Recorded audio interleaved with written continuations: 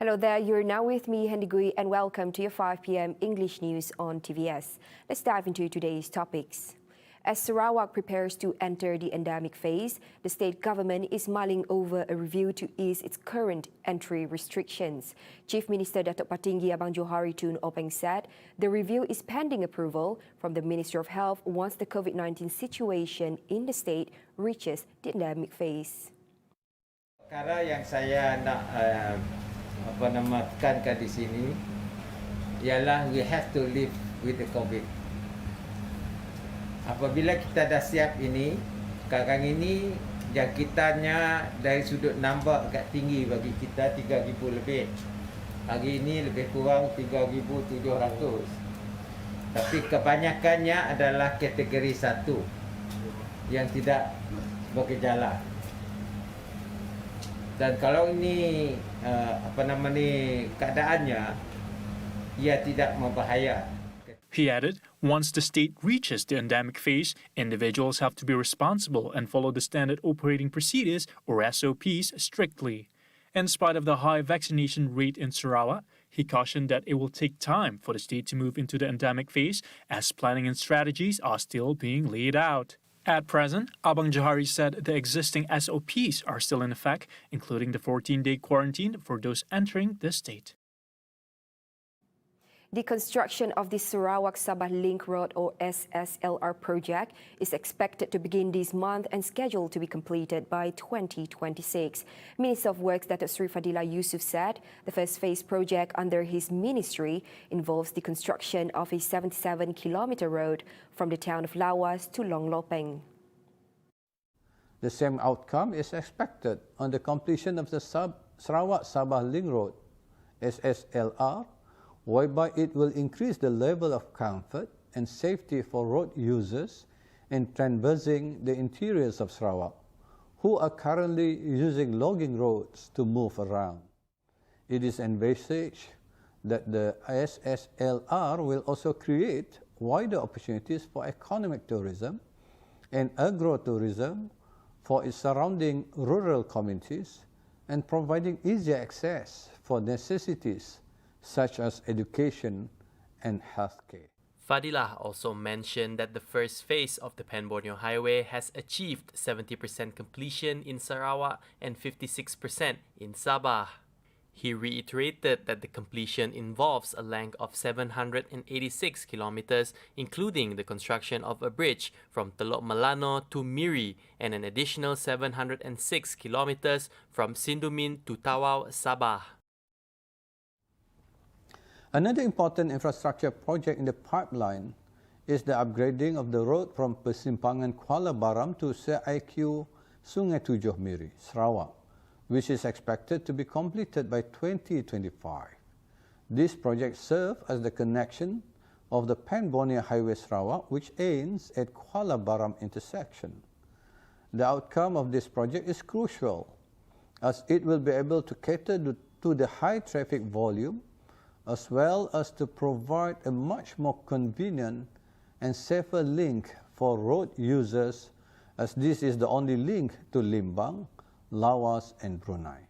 Fadilah added the main obstacle for the Pan-Borneo project includes limited access to labour and building materials, lack of qualified local contractors and subcontractors, difficult topographical terrains, limited funding for planned and earmarked projects, as well as policy and regulations in implementation.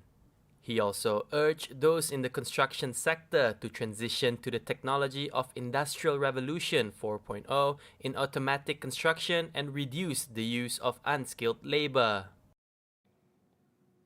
A 52-year-old man died after he was electrocuted while climbing up a dabai tree at Jalan Lukut, Pengulau in Kanawit on Friday afternoon. Kanawit Fire and Rescue Station Chief Ar-Rahman Sheikh said the incident happened at 3:59 p.m. when the victim tried to pluck the dabai fruits with an aluminum pole. Ar-Rahman said witnesses reported that after reaching the top of the tree, the victim began plucking the dabai fruits by using an aluminium pole. When it touched a live electric cable near the tree, the man got electrocuted. Ar-Rahman added rescuers from the Kanawit Fire and Rescue Station were immediately dispatched to the scene after receiving the distress call. Upon arrival, rescuers found the victim still high up on one of the dabai tree branches. Ar-Rahman said they had to request for the help of Sarawak Energy Berhad or SEB to cut off the electricity supply to the surrounding area to ensure the safety of rescuers as they tried to bring down the victim.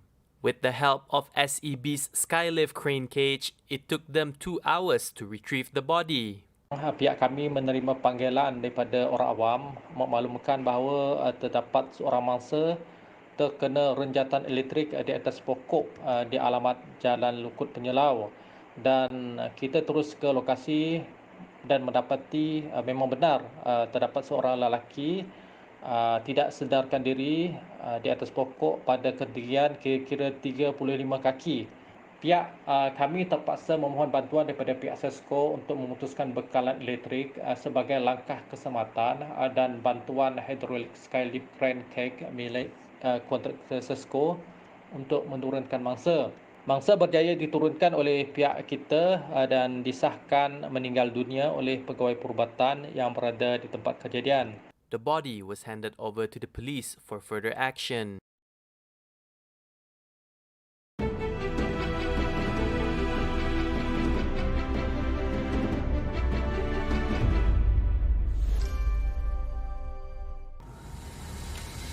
Hai! Jangan lupa untuk menyaksikan saya Andi Indrawani dalam Inspirasi TVS. Pelbagai kisah yang menginspirasikan anda akan saya kongsikan pada jam 8.35 malam hanya di TVS, saluran 122 Astro dan My TV. Alamak, terlambat dah. See you guys!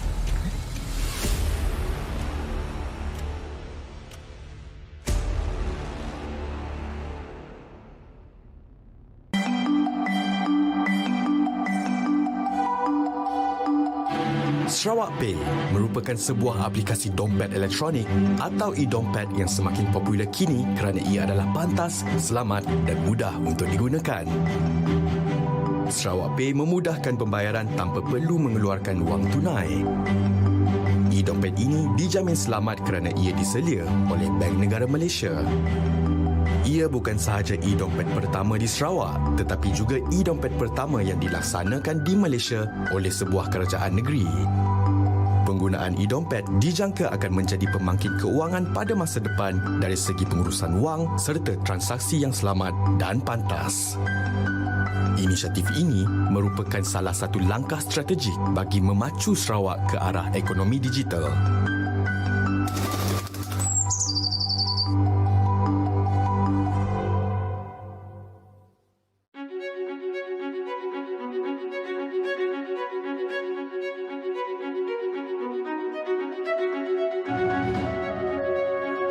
They actually first arrived here.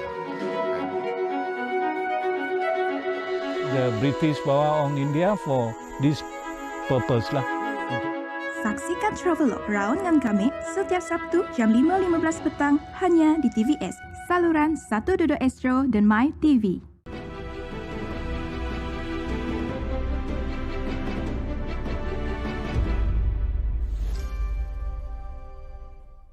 Hello there and welcome back. Now, residents in Matu District can finally heave a sigh of relief. After waiting for more than a decade, their dream of seeing new buildings for SMK Matu will finally be realized. The construction of the new buildings will commence early next year, with the project costing 78.2 million ringgit.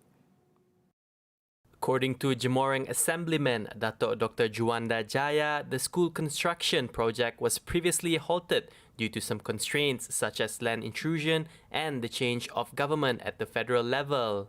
Saya rasa amat gembira dengan berita daripada pihak Kementerian Pendidikan Malaysia yang menyatakan bajet untuk membina baru SMK Matu yang telah cukup lama tertangguh akhirnya nampak cahaya di hujung terowong. Mesyuarat kami semalam adalah berkaitan dengan pelaksanaan. Kita juga mengambil langkah yang cukup berhati-hati di mana para penceroboh tanah FLC yang diperuntukkan oleh kerajaan negeri untuk kerajaan persekutuan membina bangunan baru SMK Matu turut dijemput untuk meminta mereka segera mengosongkan tempat berkenaan. Dr. Juanda explained that the purpose was to ensure that the construction works can begin smoothly by the first quarter of 2022. Based on the sketch of the proposed project costing 78.2 million ringgit, the construction is only at its first phase because not the entire requirements will be covered by JPM ICU. However, the old SMK Matu buildings, which was built around 1971, will continue to be used as a teacher's quarters and other needs. Kita berharap semua pihak membantu kita untuk menjayakan projek ini dan kita juga amat berharap agar projek ini berjalan lancar setelah ia tertangguh beberapa kali akibat pertukaran kerajaan. Kita bersedia untuk membantu agensi-agensi persekutuan bagi menjayakan projek ini. Projek ini amat penting untuk meningkatkan keselesaan sektor pendidikan bagi anak-anak kami di kawasan daerah Matu. For the record, the land was handed over to the Education Ministry in 2003, but the project was delayed for 18 years. The land intrusion has occurred since 2004, when palm trees were illegally planted on the government-owned land, which had been identified for the purpose of constructing new buildings for SMK Matu. The 56-acre land was bought and submitted to the Federal Land Commissioner in 2003, and out of the total area, 14 acres so far have been allocated for the new school buildings. The COVID-19 vaccination program for teenagers will be extended to states that have achieved herd immunity. According to Science, Technology and Innovation Minister Dr. Adam Baba, the focus is now to ensure all the adult population complete the vaccination. Dr. Adam said the COVID-19 jab using the Pfizer-BioNTech vaccine for teenagers was made based on safe, effective and quality clinical data. Adding that, the vaccination will focus on teenagers aged 16 and 17 and those with comorbidities. As for the booster shot, Dr. Adam said the matter is currently being looked into by him and Health Minister Khairi Jamaluddin, who is also co-chairman of JKJAV. On the country developing its own vaccine, he said the ministry was preparing a roadmap and gathering local and foreign scientists for the purpose. Wrapping up the 5 p.m. news, the Saudi Arabia's Ministry of Hajj and Umrah has clarified that foreigners who are coming to the kingdom on tourist visas can perform Umrah after obtaining Umrah permit by completing the procedures on the Itmarna and Tawakkalna applications. The ministry said the visit visa holders can also obtain the Umrah permit by completing the registration process on Itmarna application. About 500 Umrah service companies and establishments and more than 6,000 foreign Umrah agents have started receiving vaccinated foreign Umrah pilgrims effective from August 9th.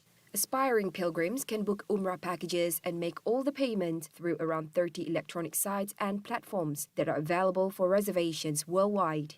The Ministry of Hajj and Umrah recently unveiled plans to launch a new mechanism to issue single Umrah visa online. The ministry affirmed its readiness to receive as many Umrah pilgrims as per the quota that has been agreed upon with various Islamic countries before the outbreak of the coronavirus pandemic. And that concludes the 5 p.m. English news on TVS. Be sure to tune in for the Nightline at 11:30 p.m. With that, I'm Hendy Gui. Stay safe and have a pleasant day.